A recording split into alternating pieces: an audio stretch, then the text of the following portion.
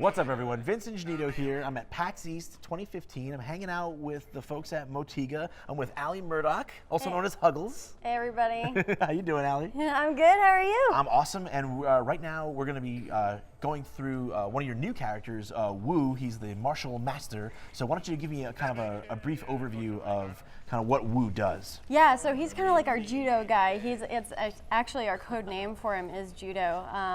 And he's kind of like this anti-melee character. He'll kind of run up to you and just kind of kick you in the face and knock you around. He's also got some really cool abilities. So his basic attack, as you can see that right now, he's just kind of doing some really cool like little whirlwind kicks. Yeah, that's rain of blows, right? Is the left click. Yep. And and then he's got some really cool things like his, I believe it's his E, will pull a character towards you. Okay, so it's funny, you'll be like running through the map and then all of a sudden you're like flying in the air, and that's Wu pulling with his tongue. Awesome, so you might get licked if you're playing against pretty against much. Wu. That sounds unfortunate, like something that we don't want to happen. Yeah. He looks super acrobatic. Yes, yeah, he's got some really cool kind of like judo, like I said, the judo kicks and like, with a little bit of, the frog theme going on, so it's pretty sweet. Cool, so we've talked about his left click, the basic attack, and the right click is, what about the right click? We didn't get into the right click yet. You told us about the tongue lash, but let's talk about what his right click is, the splash kick? Yeah. This one's really cool because he kind of flies through the air a little bit, and so he can kind of get up to some higher end areas of the map.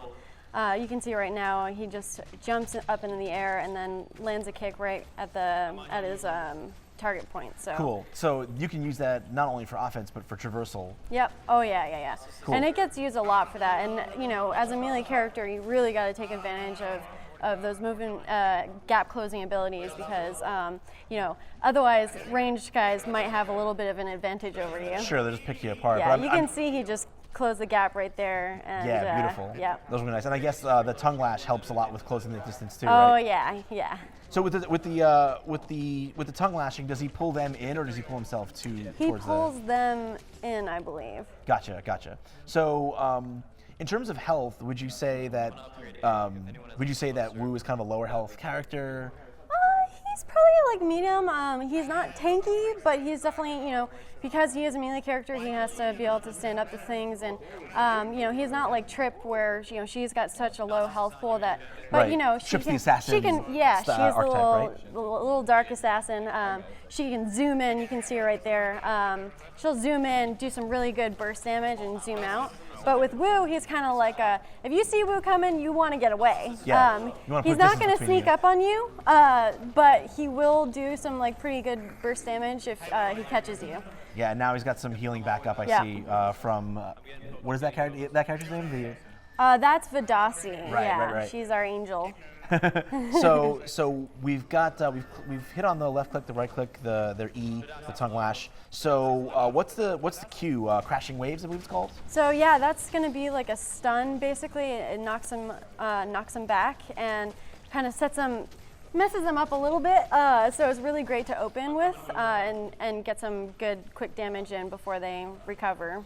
Gotcha. And you mentioned kind of at the top that Wu is in a way like an anti-melee character. So which of these skills, what elements of these skills help him in that regard?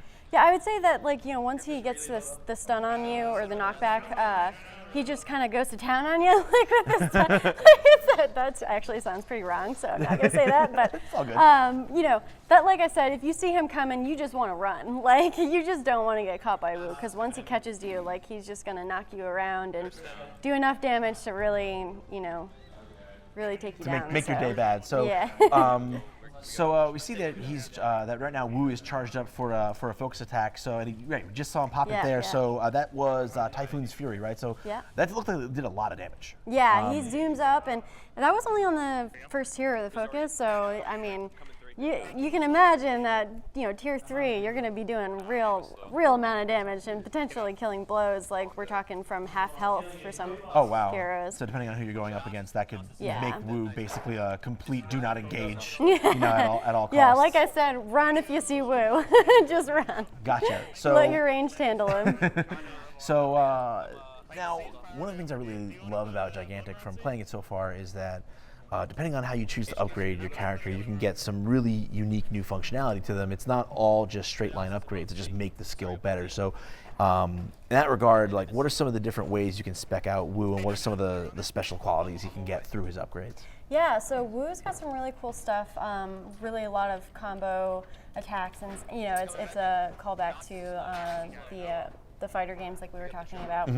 And so his upgrades, the thing that makes it cool is, like, we were talking about anti-melee.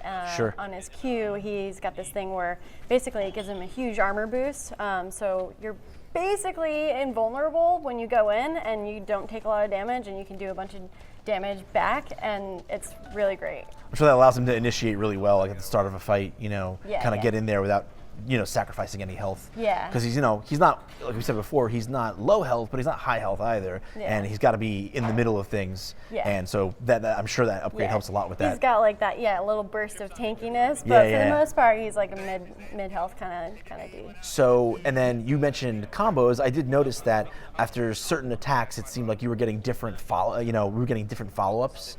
Tell me a little bit about how that works, and does he have any upgrades kind of around that? Yeah, you'll see like the different animations. They change whenever you take specific upgrades, and when he's doing his basically spamming his left mouse button, you'll notice that like if he just used one of his other skills, it'll change the animations, and you can kind of pay attention to that stuff and counterpick accordingly. Cool. So you, much like you would in fighting games, there's, I guess, links or combos or particular combo paths that you want to use in different situations. Yeah, he's definitely not the kind of character you want to start out playing Gigantic with, but once you get some experience on your belt, like, I'd say check him out.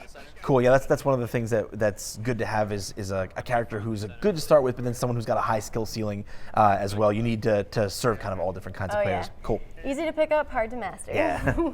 Awesome. Thank you so much, Allie. So that was Wu, one of the new characters in Gigantic. For more on Gigantic and PAX East 2015, keep it locked on IGN.